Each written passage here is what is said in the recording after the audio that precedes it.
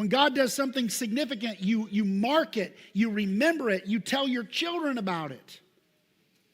Man, I know in my own life, growing up, on my own road to coming to know the Lord, I heard the stories of my mother and my grandmother and my father, and I heard about providences in their life, and I heard about miracles that God had done. Not providences, but miracles.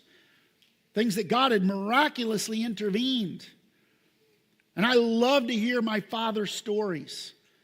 I love to hear the stories of the elders and the older generation that told me of the providences of God. And so when I was in high school and they're telling me that the earth is billions of years old and that we came from monkeys, I'm like, man, I don't know how, I don't want to reject science.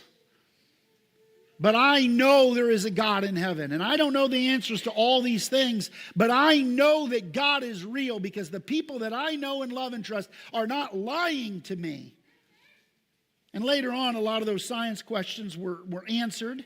But on my journey, it was the testimony of those that came before me and the providences of God when I didn't have my questions answered that say, I don't care what that person says. I know there is a God in Israel. I know that my Redeemer lives, and I am not going to listen to the world because I trust the God of my fathers.